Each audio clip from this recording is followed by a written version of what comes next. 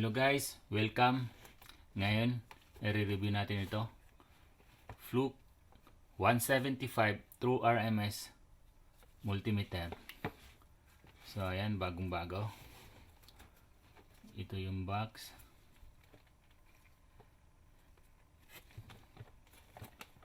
Ayan. So ito ay kasama doon sa 170 series nila, which is may 175, may 179. Yan.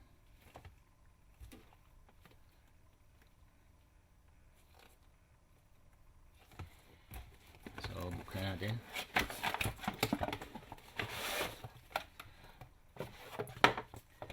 So ito yung kasamang manual. So tatlo yan sa series na 170, which is 175, 177, saka 179. Yan. Medyo makapal yung manual niya. Then ang kagandahan ng manual nito is detalyado. So may mga drawing saka may mga illustration kung paano siya gamitin. Yan. So bagay ito sa mga baguhan pa lang. So guided lahat yung ano niya, yung manual. Yan, may mga drawing kung paano mag-test.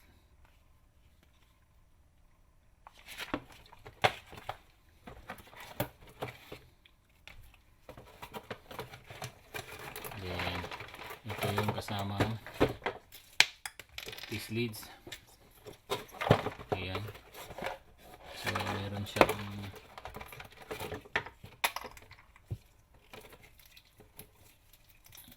ayan, hindi siya gold plated pero matulis.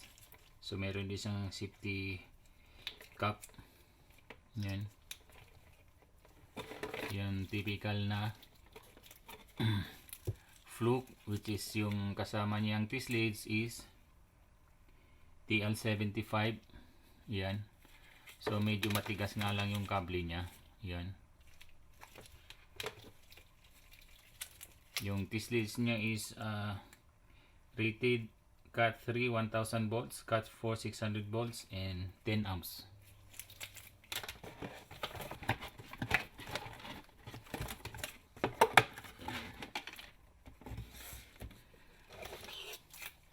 Yan. Then angle din yung kabila. So ito na yung tester natin. Yan. So typical na Fluke. Yan. So actually halos pares lang sila ng katawan ng 77. Yung 70 series nila parehas lang sila ng design. So magkaiba lang sa functions. So same lang din, integrated na yung rubber niya. So naka-molded na yan. Then yung tilt stand niya is plastic, which is may rubber yung dulo. Yan. Then integrated na yung test lead holder niya. Then compatible to sa tipak nila na magnetic hanger. So pwede rin yan. Optional accessories yon. Then dito nakalagay yung kung anong mga fuse ang gagamitin. Then nakalagay dito assembled in US. So itong model nito is made in US pa rin. Then gamit nito is 9 volts battery. So dalawang screw para pag nagpalit ka ng battery. Yan. So yung switch niya maganda. Yan. So pag titingnan natin yung switch parang nakausli, pero sa totoo nakalubog yan. Ayan, oh. So pag tumama, malaglagan yan, hindi tatama yung switch. So may protection yung rubber niya. Yan. So drop proof ito. So safe. Saka ang ganda ng paggagawa. Malinis. Saka yung plastic niya magandang klase, matte. Then yung mga printing niya is nakabaon talaga sa plastic yan. So wala pang fluke na nabubura yung printing. So maganda tang pagka-design ng fluke. So isa na rin to. Then meron siyang 4 na input jack, which is para sa current 400 mA. Then sa 10 amp sa high current, then common, then volts ohm, saka diode mode dito, capacitor. Then dito naman sa taas is yung position ng switch niya, konti lang kasi auto range to. So kung nagmamadali ka, mas maganda gamitin ng auto range kasi isang switch mo lang, yun na. So kahit voltahe mababa yan, 1 volt hanggang mataas, so pwede siya. Then meron din isang hold function, min max, range, saka yung selector switch na to. Ayan. Then ang off niya is nasa left. Then yung first position niya is volts. Ang default niya is AC, yung unang switch. So kung titingnan natin millivolts, nagmi-measure siya ng millivolts from this switch. So ibig sabihin from millivolts hanggang 1000 volts, isang switch ka lang. So yun yung kagandahan niyan. So kaya nito 1000 volts AC. Then meron din siyang frequency o hertz. So malalaman mo kung anong frequency yung AC mo. Ipapress mo lang tong selector. The next switch is volts DC. So ang volts DC from volts 6 volts o 1 volt, pwede yan sa dito. Kasi meron din siyang millivolts. Kung mas mababa doon, pwede mong ilipat sa millivolts kung gusto mo yung accuracy ng millivolts. So balik tayo dito sa volts. Meron din siyang AC, hertz, saka yun, hertz or frequency. So makikita natin yan dito. Then millivolts. So may special switch na para sa millivolts, just in case na kailangan mo ng accuracy ng millivolts. Then ohms o resistance. Then pag sinelect mo to, yung capacitance niya. Ang resistance nito kaya hanggang 50 mega ohms. So from 0.1 to 50 mega ohms. Then ang capacitance nito, ayan, capacitance is from 1 nanofarad up to 9,999 microfarad or 9,999 UF.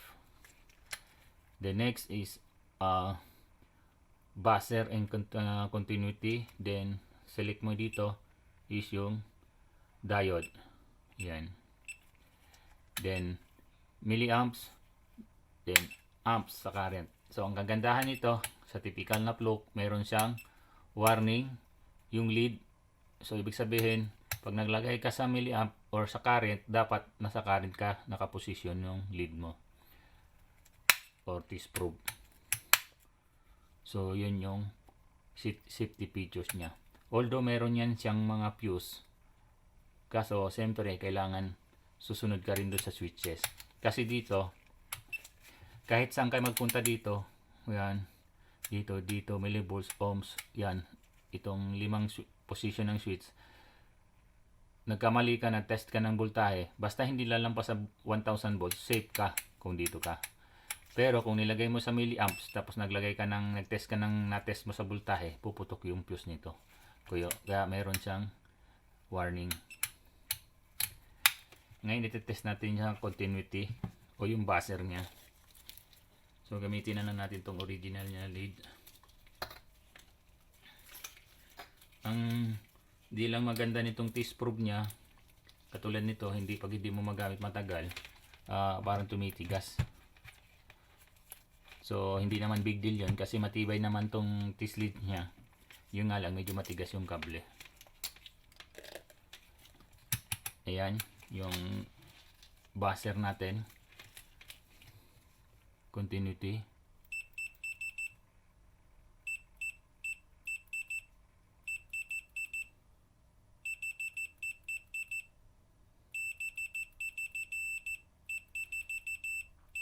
Yun. So, maganda.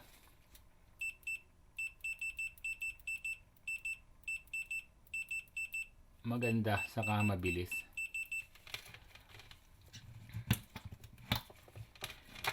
So, ayan, na-test na natin. So, overall naman, yung gawa niya, so, typical na flow, quality. Then, maganda tingnan, maganda yung itsura.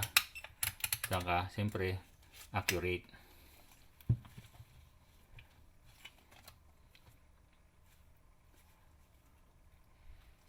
So, ngayon, ititest natin dito sa mahiwagang box. So, ititest natin sa resistance muna, sa ohms. So, ito ay 0.4 ohms.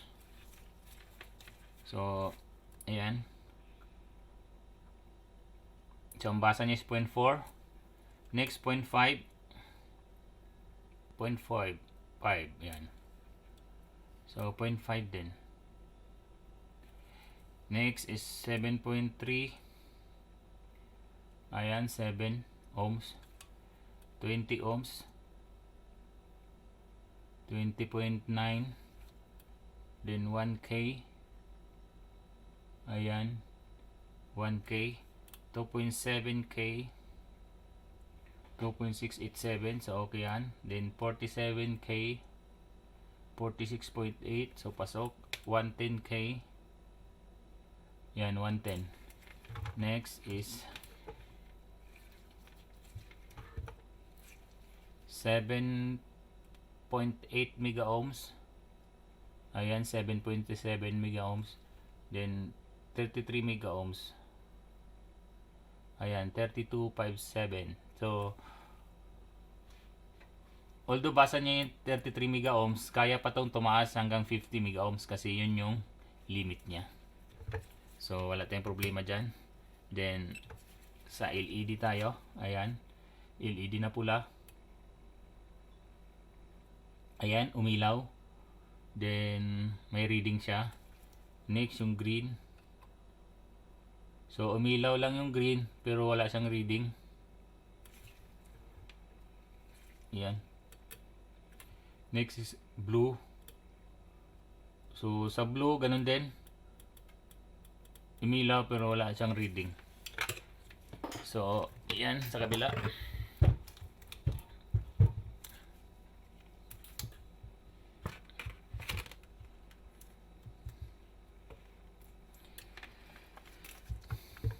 Ayan. So, single diode tayo. Ayan, basa niya. Tumunog din. Then, double diode. So, basa niya. Pero, wala siyang tunog. Pero, basa niya. Ayan. Next is capacitor. Capacitance. So, dito tayo. Ayan, mag-capacitance. 115 PF. So, out yan. Out of range. Next is 10 nanofarad. Ayan. 10 nanofarad. Basa niya. 0.22 UF. So, ayan. 217 nanofarad. So, kung ni-round off mo yan, sa UF is 0.21. O, 0.22 na rin yan. So, next, 0.47. So, 464. So, 0.46 yan. So, pasok. Next, 1 UF. So, 993 nanofarad. So, 0.99 UF yan. So, almost 1 UF na rin. So, next is 3.3 UF. Ayan, 3.56. So, pasok. Next, 10 UF. So, 10.6. Next, 100 UF. So, 100 UF ang reading niya. Then, 150. Ayan, 152. Next, 2,200. Yan, 2,230. So, pasok. Then, 8,200. Ayan, 8,400, 8,500. Then, 16,400. So, over na yan kasi hanggang 9,999 lang siya. So yung 8,200 basa pa niya. Ayan. So mabilis yung magbasa ng capacitor. So ang limit lang niya is 9,999 or sa 10,000 wala na, hindi na niya kayang basahin. So overall sa capacitor okay siya. Sa diode okay din siya. Sa LED pula lang ang kaya niyang basahin. So ngayon itetest natin sa DC volts. Yan. So dito natin itest.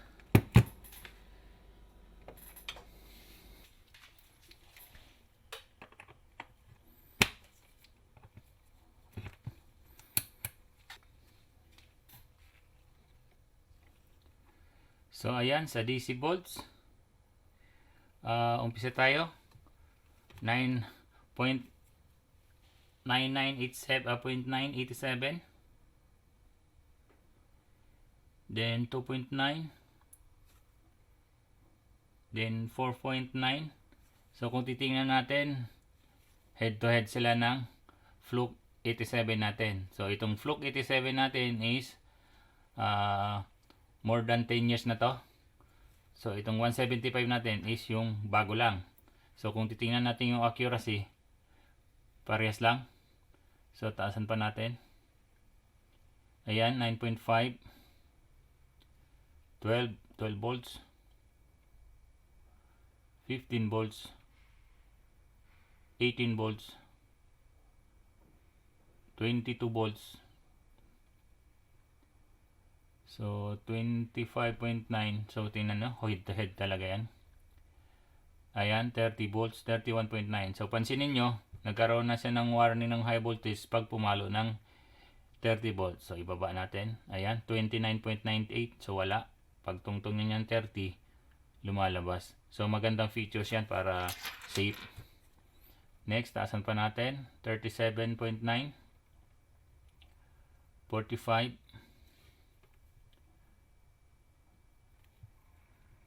Yan. So head to head talaga yan sila.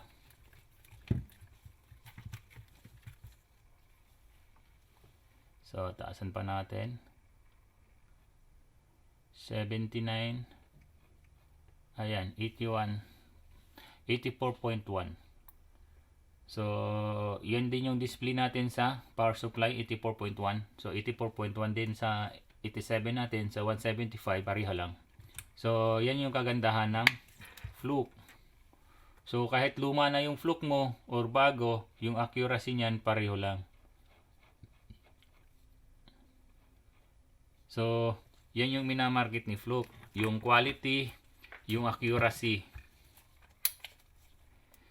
So ito 12 years na tong 87. So kinumpara natin dito sa 75, which is same lang sila ng accuracy. So marami dyan magtatanong bakit masyadong mahal ang Fluke kumpara sa ibang brand. Ang Fluke kasi, siyempre kilala na sila na matibay saka accurate. Kaya pag sinisearch mo nga yung multimeter digital, meron na sariling kategory ang Fluke. So merong auto ranging, may manual range, meron ding Fluke na tinatawag. Kasi ang Fluke, sila yung kilala sa accuracy. So hindi rin lalayo sa quality itong 175 kumpara dun sa 87. So meron siyang features na kakaiba dun sa 87. So kung titingnan nyo ang laki, ayan. So yung itsura magkaiba sila. Yung position ng input jack nya, kabilaan ito straight lang. Yan. Sa kapal halos pares lang din yan sila. So marami lang ibang features na meron si 87, which is wala si 175. So overall, si 175, kung may budget kayo, makakita kayo ng good deal nito. Kung naka-sale ang 175, maganda na rin siyang option. So although merong 177 saka 179, meron lang silang pagkakaiba sa features. So ang nagiging downside lang nitong 175 kumpara sa ibang sa higher model, which is ito, wala siyang backlight. Yan. So kung ginagamit mo naman sa Benz, so maliwanag, hindi mo na kailangan yung backlight. So yun lang yung ano nito, yung kulang, wala siyang backlight. So the rest Meron siya. Meron siyang min max range, auto hold, so selector. So sa mga common na ano, meron siya. Milliamp. Wala lang siyang microamp katulad sa 87. Pero almost yung mga features niya, meron na rin. So walang microamp, milliamp lang ang meron. So kung bibili ka kasi ng tester, siyempre titingnan mo kung ano yung tester na para sa'yo, kung ano yung features na lagi mong ginagamit. So yun yung hahanapin mo. Kung hindi mo naman masyadong ginagamit ng microamp, so okay na to siya. So ayan, ito yung 175 natin. Solid to, solid pagkagawa. So kung bibili ka ng Fluke, hindi ka talaga magsisisi kasi nga ang Fluke is matibay. Saka maganda. So disclaimer lang, lahat ng tester na tinitest natin dito, lahat ng mga yan, personal ko yan. So hindi tayo binabayaran ng kung sino man. So personal, makikita nyo marami tayong Fluke kasi doon tayo na na ang Fluke talaga is maasahan, kaya marami tayong Fluke na binili. So meron din tayong mga ibang brand. Pero lahat yan personal natin kasi nga nagtiwala tayo dun sa Fluke. So itong video na to para magkaroon kayo ng idea kung siyempre nag-iipon kayo ng pinag-ipunan nyo ng pera, pinaghirapan nyo, tapos bibili kayo ng tester na maganda. So kung may budget kayo sa Fluke, bumili na kayo ng Fluke. Mas ano siya, mas safe, mas maganda sa gamitin. Saka yung investment mo talaga hindi sayang. Although maraming mga ibang brand dyan na mga kilala, kaso minsan ang hirap hanapin, katulad ng mga Bryman, yung Meager. Mahirap hanapin kasi yung mga brand na yun eh. Meron pa yung Testo, so gawang Germany yun. Maraming mga magagandang brand ng multimeter. Kaso, yun lang, mahirap hanapin yung mga model na yun. So, ang Fluke kasi, kahit saan meron. Medyo mahal nga lang. So, yun lang. Yung review natin sa 175. So, ayan. So, again, ito yung Fluke 175 True RMS Digital Multimeter. So, sana may nakuha kayong idea at huwag kalimutan mag-subscribe. Salamat sa panonood.